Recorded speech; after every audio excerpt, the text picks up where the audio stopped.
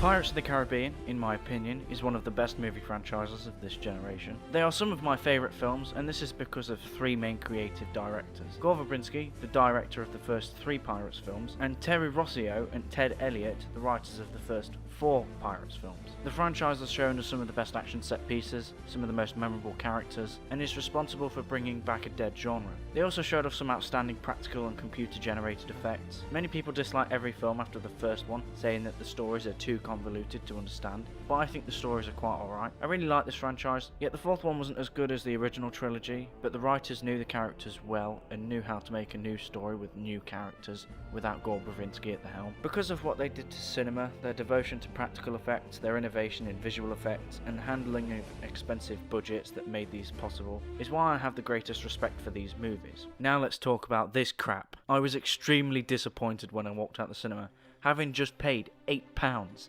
to watch a 2-hour butchering of the Pirates franchise. I wasn't sure what I'd watched, so I bought the DVD to clarify that what I watched in the cinema was true, only for me to realise that I'd now wasted £18 of this parody of Pirates of the Caribbean. The Captain Jack Swallows bit from Epic Movie has more entertainment value than this movie. Yo, check this out. Lazy pirate days, set sail in the afternoon. One big brother, Seacrest out. We are the... Why would Disney hand over the Pirates of the Caribbean franchise to these two idiots? You know, the directors of such hits as Kon-Tiki, or Bandidos, or Max Manus, Man of War, and the writer of other amazing films as Tower Heist, or Speed 2 Cruise Control, that was a big hit, right? Or the colossal bomb that many think killed Indiana Jones. Congratulations, Jeff Nathanson, you haven't only killed Indiana Jones, but now Pirates of the Caribbean. The only okay thing he's written is Men in Black 3. Why would Disney trust these idiots with a multi-million-dollar franchise? There is so much wrong with this movie, so as a fan I feel like I have to do justice to this franchise, which leads me to the point of this video. This is my version of Pirates of the Caribbean, Salazar's Revenge. The three main things I would change. Number one, I would get Gore Verbinski to direct again. As much as people may dislike the second and third movies, but their tone, characters and overall style were consistent, and he cared about the story and characters as well. There's a behind the scenes bit in the second movie of him in the editing room spending hours to make sure that the trilogy was perfect. Number two, use the writers from the first four movies. These writers understand the franchise and the characters that they have created, and they're the only ones that are able to keep the characters consistent, not really dumb and drunk and retarded like they are in this movie. Number 3, get Klaus Badel, the composer of the first movie, or Hans Zimmer, the composer of the second, third and fourth movie, to do the music. Their music is all memorable. The only music I can remember from this film is the music that was created for the other films. Jeff Zeleny made no iconic theme or style for this movie. I will admit the Salazar theme is quite okay, but the editors realised that his music was mainly terrible and therefore used the music from the other movies. Okay, let's move on to the story.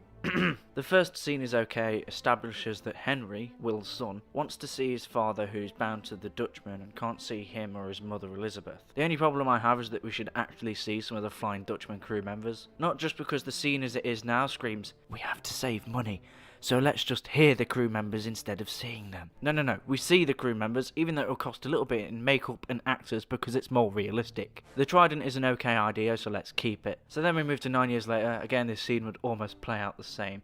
Henry is on a Navy ship and is going towards the Devil's Triangle. Of course Salazar is in the Triangle, he attacks the Navy ship when they go in there like he does in the film. When Henry is locked in a cell, Salazar goes to him and sees the poster of Jack Sparrow. He asks Henry if he knows Jack Sparrow, Henry says no. Then Salazar tells him that Jack Sparrow will soon be dead. The Science Woman is not in my version of this film. She is the worst and most annoying character in the whole franchise. The bank heist scene is also not in my version of this film. I saw this behind the scenes feature and the moving bank was actually practical, but it looks really fake. Gore Verbinski would have managed to do practical effects and make them look real. The guillotine scene isn't in my version of the film. Jack Sparrow isn't the drunk idiot he is in this movie. There's a great video essay by Phil Mento about how Jack Sparrow from Salazar's Revenge was so different that he must be an imposter. Watch that because it's really good. His crew also aren't drunk or dumb or stupid. Jack Sparrow is the smart person pretending to be dumb like he always was and is.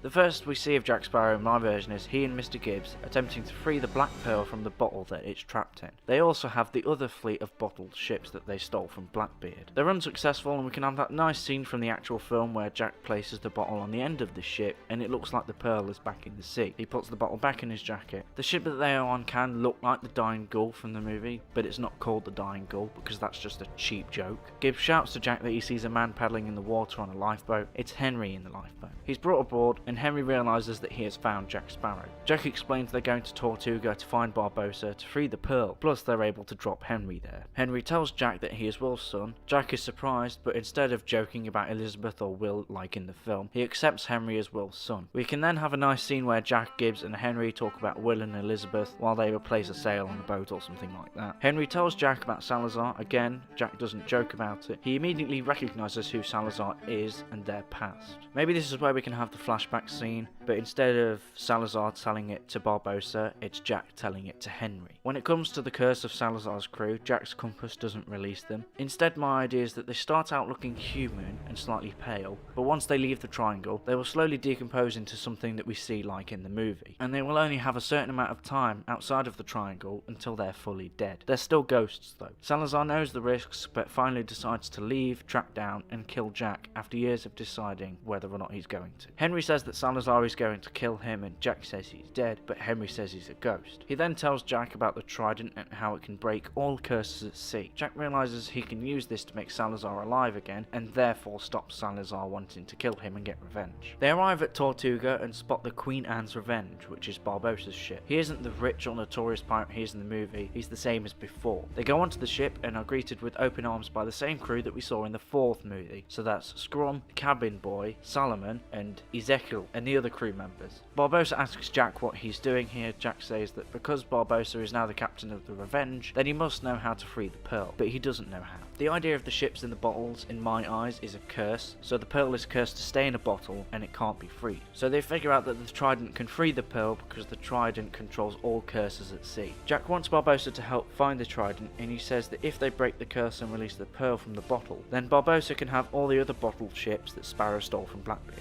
The route to the trident isn't in the stars or in the book, it was on the navigational charts that Mr. Gibbs studied before he destroyed. All Gibbs can remember is that the island was covered with coloured rock like it is in the movie. So to find the island, instead what they do is they realise they need to find someone that knows this sea extremely well, and that person is Will Turner. They ask Henry if they know where he is, he says yes, so that's where they go next. This is where the scene from the movie where Salazar attacks a random ship can happen here, but he doesn't crush the ship, he just beats them with sheer brute force. We see Salazar confronting crew members, asking them if they know Jack Sparrow and where he is, before killing them. We can also show the ghost sharks that are seen eating crew members that are thrown off the ship. So Jack, Barbossa and Gibbs find Will and ask him where the island is. There could be a bit of conflict between Will and Henry because Will wouldn't want his son being a pirate or being in danger, because Will doing the same cost him his life with Elizabeth and his family. He also says that the Dutchman must have a captain to look after the souls lost at sea, and nothing else can change that. Will reluctantly tells them where the island is on the regular map. Again, we see the Dutchman crew to make it more realistic. There's no dumbass scene where Jack goes to a random island and gets married to a cow in human skin. They're on their way to the island when they see a ship in the distance. It's Salazar's ship. Let's say it's been about 5 days since Salazar left the triangle, so some crew members could have limbs falling off like in the movie, some could have like half of their faces missing.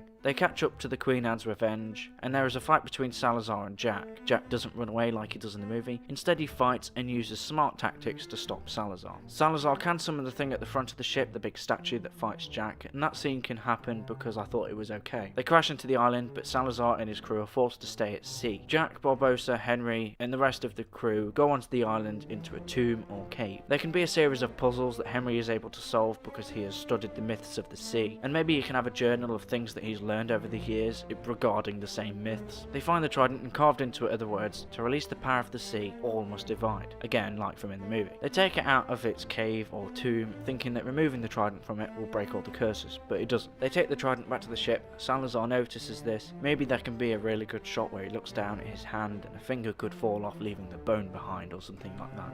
I think that would be really cool. Jack entrusts Henry with the trident, and he tells Barbossa to come up with a plan of attack. They try to sail away, but Salazar's crew catches them. But before Salazar's crew can attack, the Flying Dutchman appears out of the sea. There is now a large fight between Will's crew, Salazar's crew, and Barbossa's crew. Salazar will be attacking Jack, and Will be defending Henry as he tries to figure out how to break the curses. There are people on Barbossa's crew and Will's crew that are falling into the water and being eaten by the ghost sharks again. Henry realizes that he has to break the trident in half in order to break the curse. He does this, and the ghosts on Salazar's side start to regain limbs, the cracks in their faces will fade, and they'll become less pale. Will's crew have all the seashells and coral and seaweed fall off of them, so they become more human. Jack's jacket starts to vibrate due to the pearl in the bottle that he's kept. Jack realizes this and throws the bottle into the sea, and then tells Mr. Gibbs to get the rest of the bottles and throw them into the water as well. Salazar's crew stop fighting and surrender, but Salazar still wants to kill Jack. He is cornered by Will, Jack, and Barbossa. Jack does offer him one last chance at redemption, but he doesn't take Jack's offer and is killed. The Silent Mary and its crew give up on the fight and sail away because they're now alive and can live their lives. As this happens, Jack turns to see the Pearl and the other ships spring out of the water. There can be that scene where Will and Henry return to Elizabeth, but it needs to be a lot better than what we actually got. Will decides to still carry the burden of the Dutchman and still helps the lost souls found at sea. However, Elizabeth and Henry can now travel with him because the curse is broken. By now, Jack and Barbossa are friends. Half of Barbossa's crew decide to go on the Pearl with Jack, and half stay with Barbossa. The end of the film would be Jack looking down at Gibbs and the crew that have decided to stay on the Pearl, then looking to the left to see Barbossa at the helm of the Queen Anne's Revenge, then looking at the right to see Will at the helm of the Flying Dutchman. The last shot would be the three ships sailing towards the horizon.